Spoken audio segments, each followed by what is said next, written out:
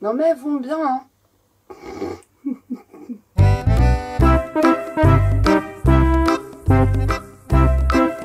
Bon, donc Hocus et Pocus vont très bien, hein, vous inquiétez pas les élèves, ils passent de très bonnes vacances.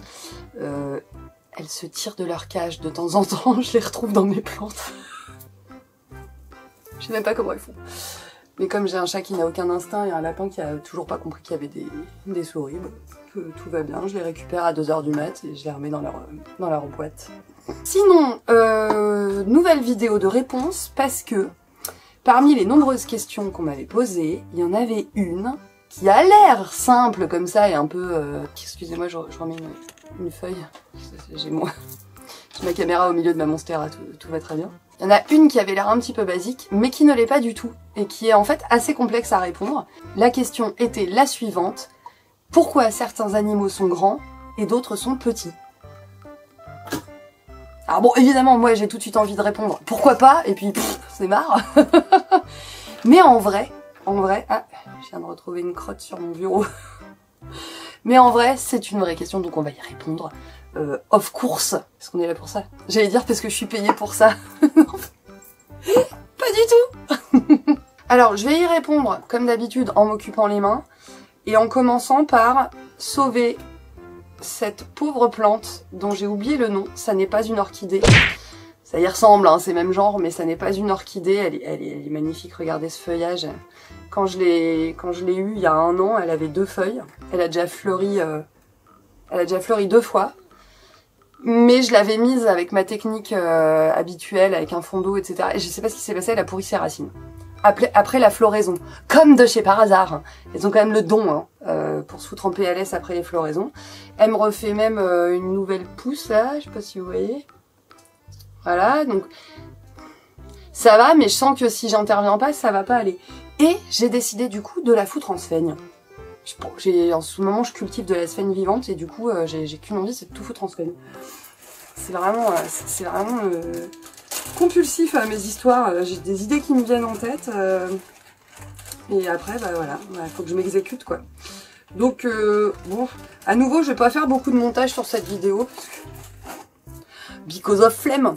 Donc la sphaigne vivante, c'est une sorte de mousse, hein, la sphaigne, hein, c'est une famille de mousses, hein, pour ceux qui connaissent pas. Bon, les plantes addicts connaissent par cœur. Bon écoutez, je vais l'enrober. L'intérêt de ce système, c'est que ça va maintenir un bon taux d'humidité autour des racines, tout en la laissant respirer, parce que si je la fous en eau, les racines vont être en contact de l'eau tout de suite et la pourriture va se propager, c'est sûr et certain, donc pas la peine d'en faire plus. Je vais la mettre dans un godet transparent comme ça. Peut-être rajouter un tout petit peu de sphaigne pour que ce soit, qu'il n'y ait pas trop de poches d'air. Faisons ça, et puis donc répondons à la question. Donc déjà, pour répondre à cette question, faut distinguer les variations de taille dites intraspécifiques et les variations de taille interspécifiques. Et là, vous me dites, elle est chiante. Direct, elle saoule. Elle nous sort des mots pas compréhensibles, s'il te plaît, traduis. Donc, je traduis. C'est-à-dire que on constate, évidemment, vous le savez, mais il n'y a qu'à regarder l'espèce humaine, des variations de taille à l'intérieur des espèces, hein, au sein d'une même espèce. Bah, chez l'humain, il y a des petits humains, il y a des grands humains, hein, ça on le sait, bon. Donc ça, c'est ce qu'on appelle la variation intraspécifique, comme Paris intramuros, désolé, hein, je vis dans le Mordor, pour ceux qui n'avaient pas suivi, donc à l'intérieur d'eux. Et les variations interspécifiques, c'est entre les espèces, d'une espèce à l'autre. Mais évidemment, on va pas comparer ce qui n'est pas comparable, ou pas tout à fait, mais il est intéressant de comparer les variations de taille au sein d'un genre, par exemple. C'est-à-dire c'est pas une famille, mais un grand groupe d'espèces qui se ressemblent. On va faire simple, quoi. Et là, il y a des trucs à dire. Enfin, en vrai, il y a des trucs à dire pour tout. Bon, voilà. Elle est bien dans son petit pochon de sphaigne. Est-ce que je mets un film plastique? Ça me saoule.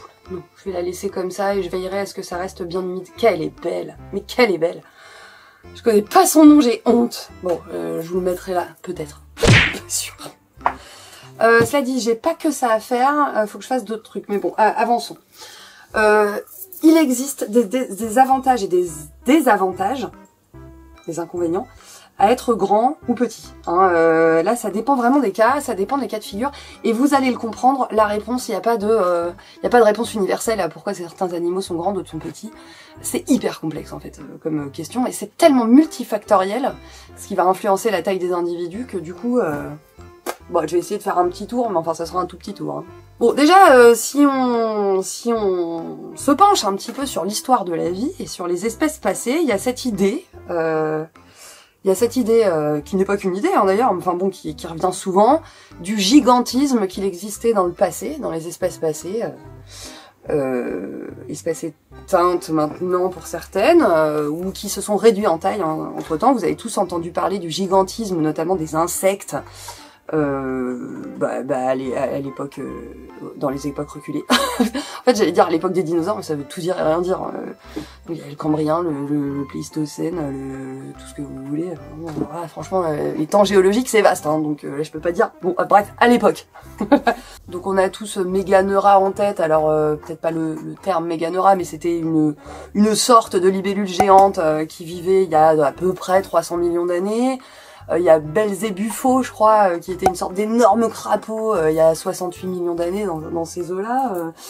Bon voilà, donc des animaux qui avaient des tailles considérables et comparés à leurs descendants actuels, clairement ils étaient bien plus gros. Alors, ça s'explique en partie, mais enfin la réponse n'est pas unanime, donc je vais vous donner juste les pistes réflexives là-dessus. Bon déjà, il faut savoir que pour une proie potentielle, ou pour un herbivore, être d'une grande taille, est un moyen de défense contre les prédateurs. Hein, tout simplement, on pense aux sauropodes, aux diplodocus et machin, c'était pas des gros farouches. Enfin si, c'était des farouches, mais bon, pour faire face à leurs prédateurs carnivores, le fait d'être un énorme mastodonte, c'était quand même ultra pratique. Mais encore faut-il s'en payer le luxe.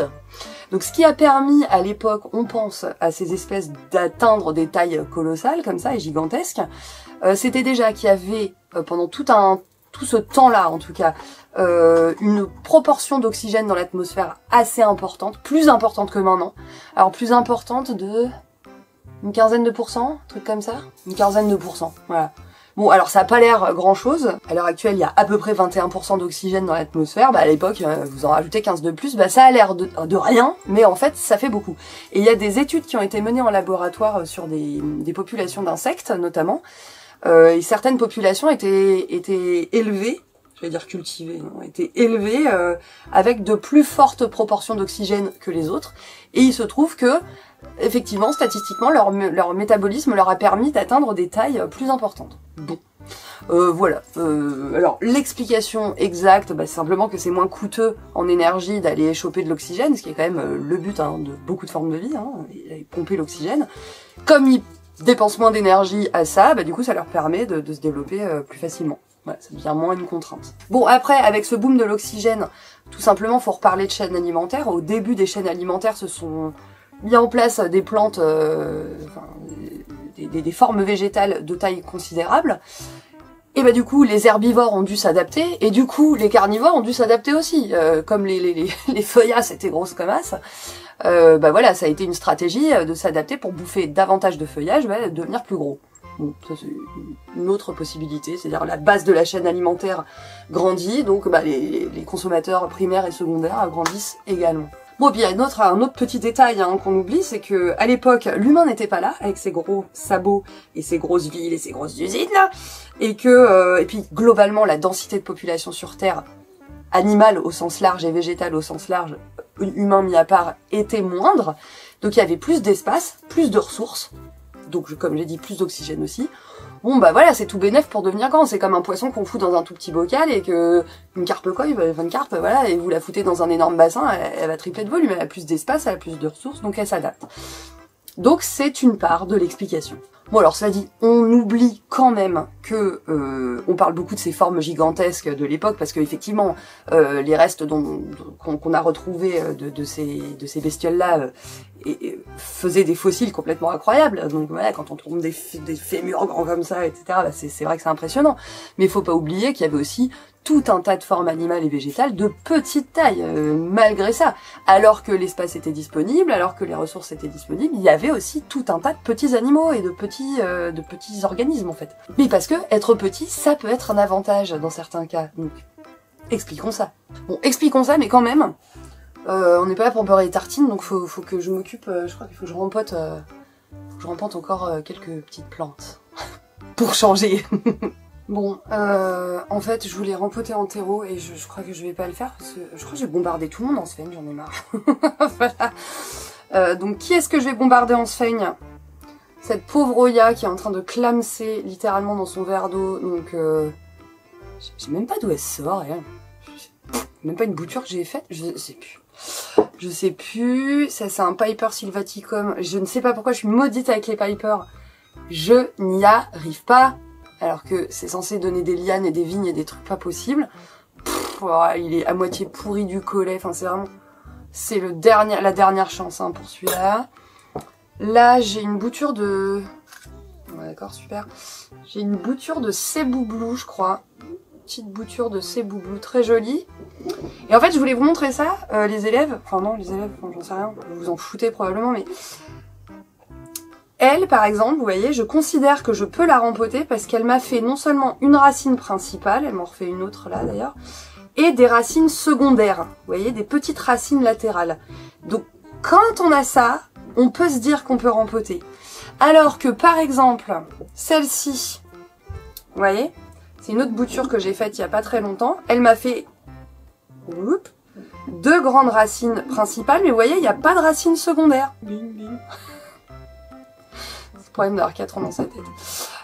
Et donc là, tant qu'elle ramifie pas, je la fous pas en terre. Je le sens pas. Après, c'est des racines aériennes très particulières. Bon, on va voir. Mais là, c'est quand même impressionnant hein, l'histoire. Hein. Et ça fait, je sais pas, ça fait 15 jours. Allez, 3 semaines maximum qu'elle est en eau. 15 jours. Et pff, elle fait ça. Et là, j'ai un Singo dont j'ai oublié le nom que j'adore et qui est parti en PLS. Je l'ai pété ou il est parti en PLS, je me rappelle plus. Et lui, il a fait des racines secondaires. Alors là, ça se voit pas bien parce que bon, déjà, il a pompé trop d'eau. Enfin bref, voilà, ça a pu. Donc lui, je vais le mettre... Bon, je vais le mettre en Sphaigne aussi. Tout le monde part en Sphaigne. On verra bien ce que ça donne. Et puis voilà. Donc... Je vais sacrifier mes verres à moutarde et mes verres de Nutella. C'est à mourir de rire parce que je suis censée faire un cours sur l'huile de palme au 4e et je vous donne la preuve par 9 que comme tout le monde, enfin comme beaucoup de gens, ayant des enfants, je cède. Je cède.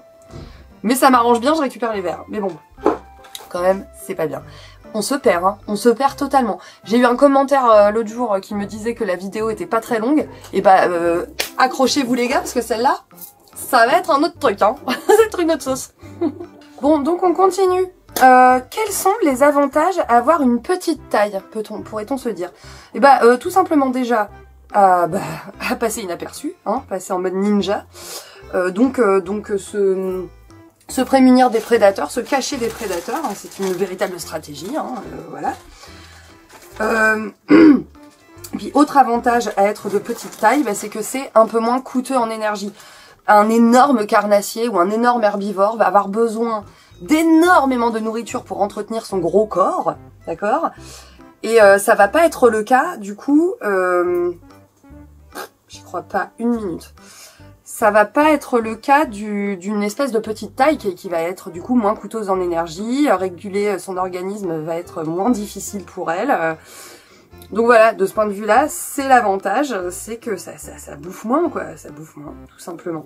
Alors, pour ce qui est des formes de vie actuelles, donc c'est toujours ce dont on parlait, hein, mais pour les formes de vie actuelles, alors il y a des biologistes qui ont étudié un petit peu la question de la taille, et il y a différentes lois qui ont été émises. Alors, pas toutes hyper fiables, on va dire.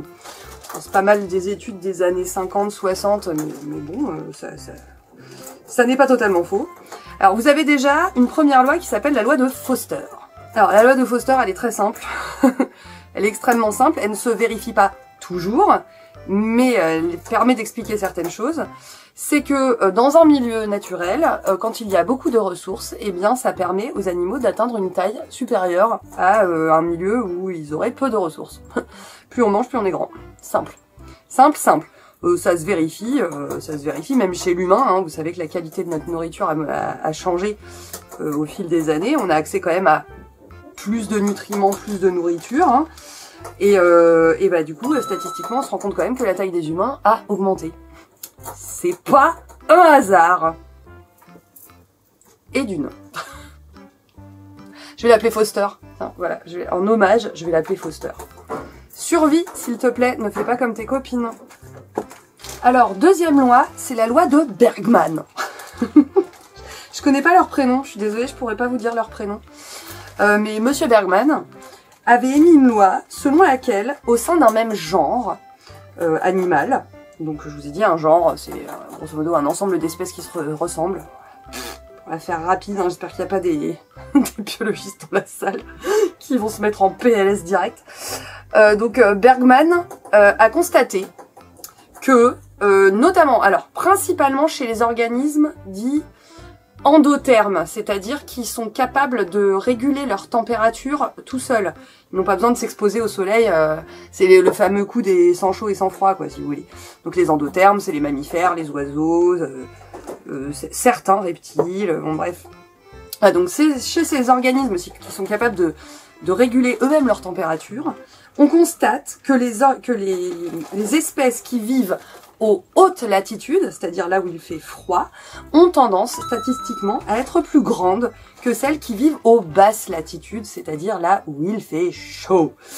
Et ça s'explique pas trop mal grâce au ratio taille, au ratio surface-volume en fonction de la taille. Il se trouve qu'un animal qui est de grande taille a une surface relativement plus faible, je suis en train de faire n'importe quoi, par rapport à son volume qu'un animal de petite taille. Et du coup, il subit moins de déperdition de chaleur. Donc dans les milieux froids, bah, c'est pas mal. C'est plutôt un avantage, hein, de perdre peu de chaleur dans les milieux froids. Donc ça se vérifie pour pas mal d'espèces. Après, ça se vérifie sur la répartition latitudinale. Pardon, on voit plus, enfin on s'en fout à moitié. La répartition latitudinale, mais ça se vérifie pas toujours sur l'altitude. Voilà, cette loi ne se vérifie pas sur les animaux qui vivent en altitude par rapport à ceux qui vivent en basse altitude.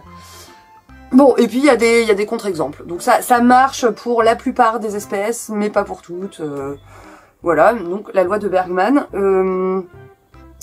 Cela dit, forcément, c'est contrebalancé par des espèces de petite taille qui vivent dans les milieux froids, mais qui peuvent y vivre parce qu'elles vivent dans des terriers, dans des micro-environnements, sous la surface du sol, elles sont moins exposées au froid, etc. Et éventuellement, c'est contrebalancé aussi et contredit par tous les animaux qui ont des stratégies d'hibernation.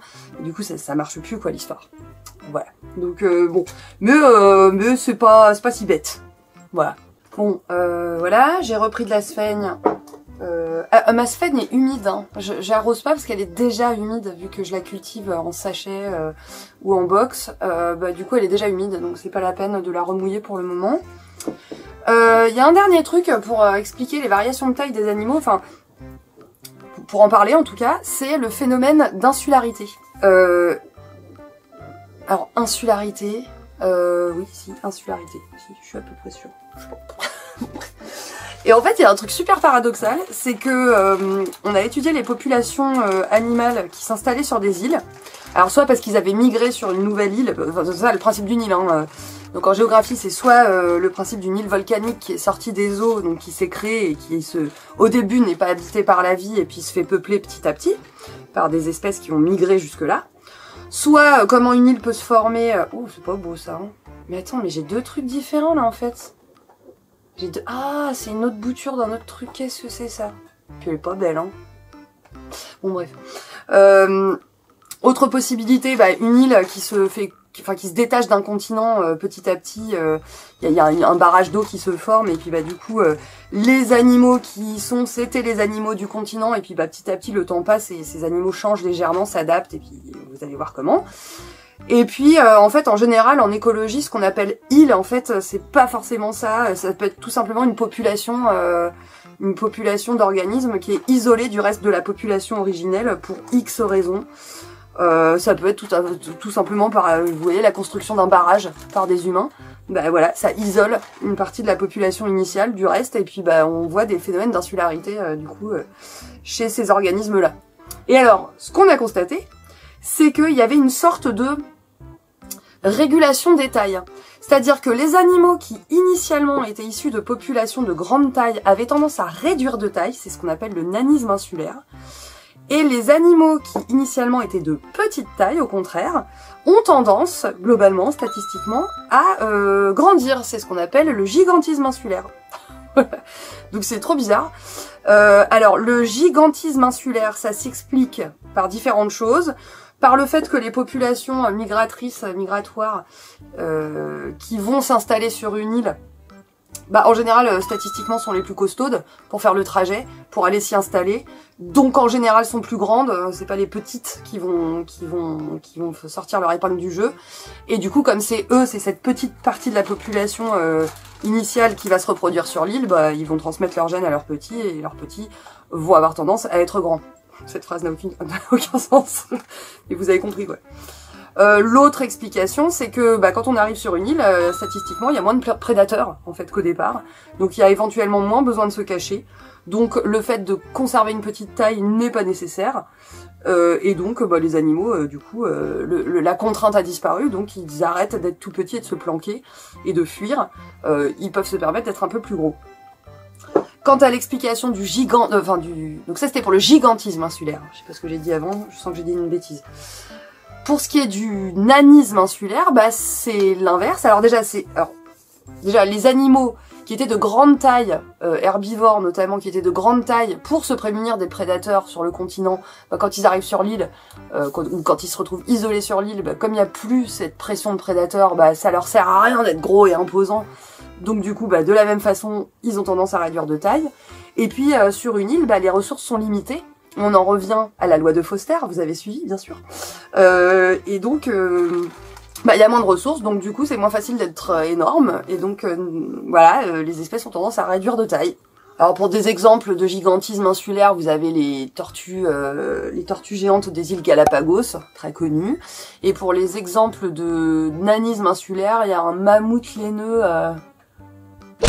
des îles, je sais plus quoi, je vous les mettrai, mais il y a des exemples de mammouths ou d'éléphants qui ont disparu depuis, mais qui étaient statistiquement de plus petite taille que les populations continentales sur les îles. Voilà, donc des illustrations parmi d'autres. Bon, j'ai pas fini, mais ça tombe bien parce que j'ai encore un truc à dire. Alors mon autre truc, attendez. Est-ce utile de signaler que je suis en train d'en foutre partout? Non, je ne pense pas. J'en ai rempoté certaines. Alors allez, le Piper sylvaticum, on y croit. On fait une petite prière, allez c'est parti. On sort de la flotte, puis... Oh là là. Oh, ah non, non, alors celle-là, mais c'est même pas la peine. Oh là là, il a fondu une partie de ses racines.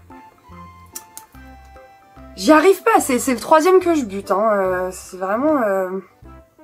Bon, le reste, ça c'est un peu moisax. Là, il me sort une pousse, j'ai l'impression. Ouais, je vais virer ça. Je vais virer tous les tissus morts, en fait. En essayant de pas tout péter. J'y crois qu'à moitié, hein, là, je vous le dis. Mais enfin, bon, bah, test par expérience. Hein. Donc, le dernier truc dont je voulais vous parler, c'est des études récentes qui ont été menées sur la taille des animaux en milieu urbain. Donc on a essayé de... Qu'est-ce que c'est que cette horreur? Il y a des bestioles ou je rêve? Non. Non, c'est moi qui hallucine en fait. Il y a des études qui ont été menées pour voir l'impact de l'urbanisation et du milieu urbain, donc merci l'humain, sur la taille des animaux. Enfin, en général c'était sur les animaux, mais au passage ils se sont rendus compte qu'il y avait un effet sur la taille.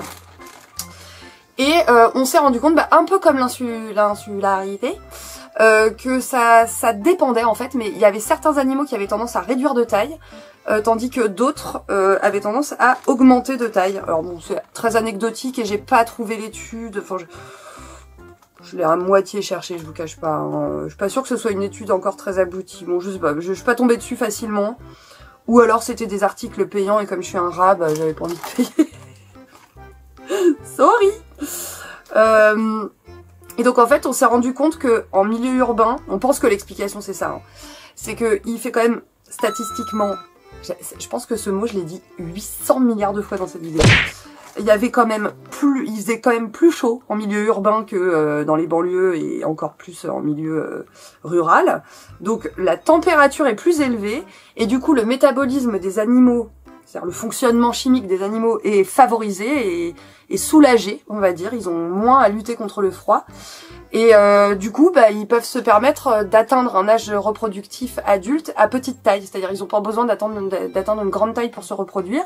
Et donc finalement, tout roule pour eux, ils n'ont pas besoin d'être gros et ils s'en sortent très bien, ils se reproduisent et du coup, leur taille diminue. Alors à l'inverse, voilà, le Piper, croise les doigts. À l'inverse, il y a des animaux qui ont été contraints de gagner en taille.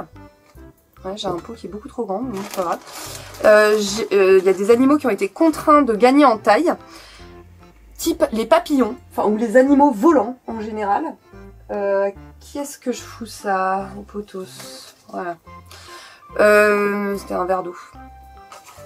Parce que en fait, le milieu urbain fractionne les zones sauvages, et notamment les zones de reproduction, de ponte et tout ce que vous voulez. Et du coup, bah, il leur faut un corps suffisamment grand et solide et puissant pour pouvoir se déplacer d'un lieu de verdure à un autre lieu de verdure en ville, chose qu'en milieu naturel ils sont pas censés faire. Ah la vache, bah voilà, on est foutu partout.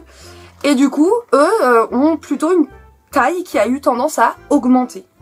Voilà, donc la bonne nouvelle pour les arachnophobes, dont je ne fais pas partie, c'est que les araignées font partie des animaux qui ont eu tendance à avoir une taille qui était décroissante, donc qui diminuait.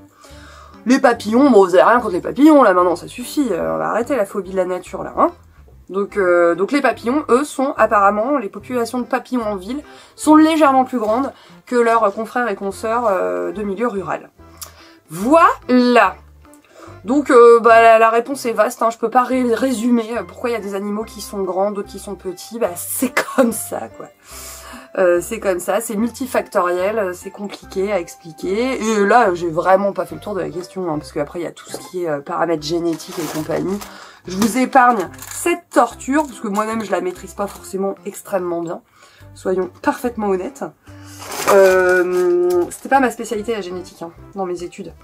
Ouais, c'était biologie et évolution des organismes. Alors, il y avait un petit peu de génétique, hein, forcément. Mais ouais, c'est plus l'écologie, tout ça. Comment que ça marche à l'intérieur du bidou et comment que ça a évolué, quoi. Comment résumer ces 6 ans d'études? Une pauvre phrase pérave. Voilà. Mais écoutez, j'ai remporté tout ce petit monde. Et ben, je vous donnerai des nouvelles, certainement dans un plan de tour bientôt. Bon bah ça aura pas eu le temps de bouger beaucoup, hein, mais moi je vous donnerai des nouvelles. Je pense que mes élèves s'en foutent royal, mais sait-on jamais qu'il y en ait d'autres que ça intéresse. Alors le silver, quand même faut que je vous montre, parce que s'il y en a parmi vous qui sont plantes addicts et qui ont des silver, je ne sais pas si vous arrivez à voir, mais il y a des sortes de petites, depuis le début, hein, pourtant je l'ai traité, etc., des petites billes transparentes. Je vois pas de bestioles. C'est comme du nectar. Est-ce que ce serait pas du nectar? Parce que je lui ai bombardé la gueule. Hein, donc. Et il m'en refait. Et ça a l'air de venir du limbe. Du limbe de la façade axiale de la feuille. De la face abaxiale, pardon. Donc la face du dessous, quoi. Et ça ressemble pas à des œufs. J'ai l'impression que c'est... Dites-moi, est-ce que ça fait du nectar, ces plantes-là? C'est un peu sablonneux. J'en ai sur les doigts, ça va pas se voir, mais... mi-gélifié, mi-sablonneux, je ne sais pas ce que c'est. Et visiblement, c'est pas une peste, hein, c'est pas... ça bouge pas, ça éclot pas... Enfin, je crois. Vous me direz si vous avez déjà vu ça, parce que moi, il y a que sur cette plante que j'ai ça. C'est la seule.